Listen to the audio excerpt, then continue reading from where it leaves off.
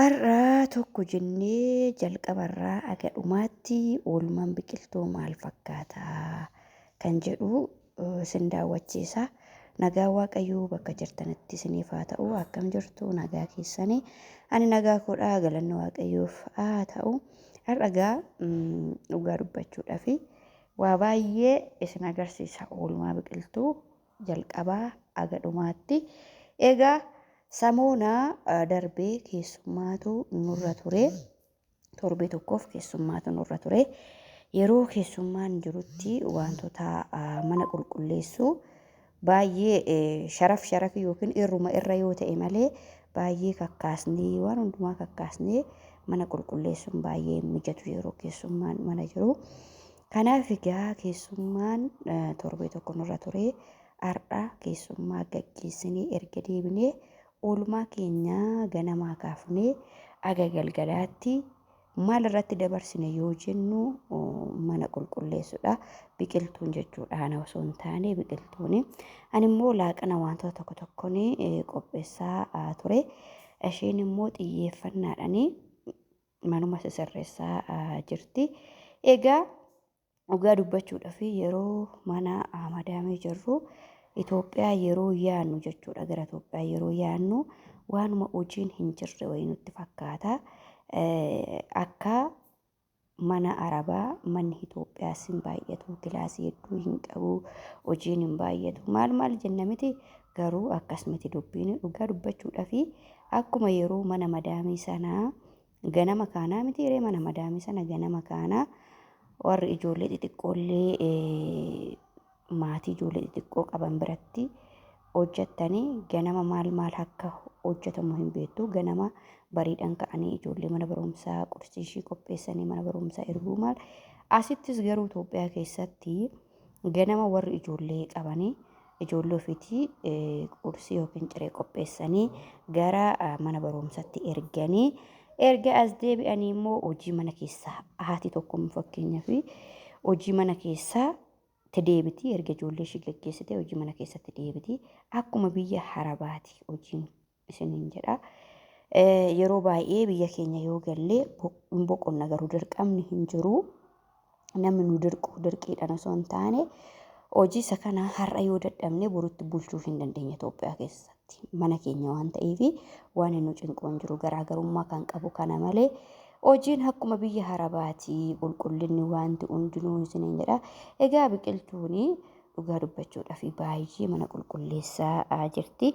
Mana qulqulleessuun kunis immoo baay'ee hin mijataa fi egaa akkuma argitanii bakka soofaas sirreessitee teebilii xaxxaraddee maal jettee iqaa saalooniitti iqaa ijoollee wayitu na bira jira.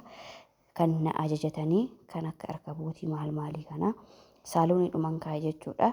Wanni akka irkabootii kun burcuqqoo kun waan ta'e kuni of eeggannoo barbaada. Kun akkuma argitan soofaa bukkee kan jiru irkabootii diblaayitii kanaaf dhugaa dubbachuudhaaf inni immoo of eeggannoo barbaada. Saaloonii dhuman kaa'ee fi egaa isas xiqqoo ijji yoo irra isin buutee meeshaa maaliif saaloonii keessi jettanillee digingiri isinitti hin jedhi yookiin gaafii isinitti hin ta'in jedheetanii meeshaa ijoolleedhaa yeroo bitu aga bakka itti na ajajan sana qaqqabsiisutti meeshaa isaanii seera qabeessan saaloonii iddoo naa mijate iddoo namni arguu danda'u jechuudha. Keessattuu meeshaa akka mastaawutiin kun baay'ee nama sodaachisa.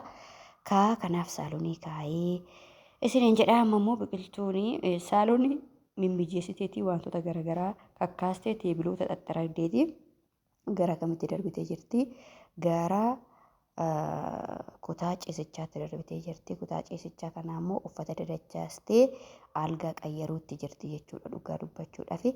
Egaa oolmaan keenya baay'eedha. Ijoolleen tokko baay'een keessanii wantoota akkanaa hin jaalattu. Yeroo viidiyoo oolmaa jalqaba haga dhumaatti isinii gallakkisnu baay'ee tokko isinitti tola. Isinis egaa kun waan guddaa ta'e otoo hin ta'in jira miti nuyiif hojii keenya yeroo baay'ee amma ijoolleen tokko tokko koomentii irratti kanuma amma waree gootetii viidiyoo waraabdee gadhiistaa maal jettu nu'ii fi hojii keenya waan ta'eefi baqa wanna mana keenya keessatti hojjennu wanta safuu fi aadaa Oromoo cabsu hin ta'in malee wanna hojjetamuu qabu kamiyyuu yeroo arganne akkaataatti waraabnu argannaani nu'iif hojii keenya waan ta'eef waraabna akkasitti nu hubadhaa malee tarii algaa afuu namni wallaalee hin jiru tarii mana ofii keessa qulqulleeffachuu namni wallaalee hin jiru garuu inni guddaa fi na hubachuu qabdanii nu'iif hojii keenya waan ta'eef viidiyoo isinii waraabna malee fakkeenyaaf shiroo hojjechuu mana ofii qulqulleeffachuu algaa afuu kanneen kanaa namni wallaalee hin jiru garuu nuti hojii keenya waan ta'eef viidiyoo waraabbanna dirqamaan isiniin jedha. Egaa inni kan biraa immoo viidiyoodhuma kana keessatti dhugaa dubbachuudhaa fi namoonni meeshaa ajajachuu barbaadan jechuudha.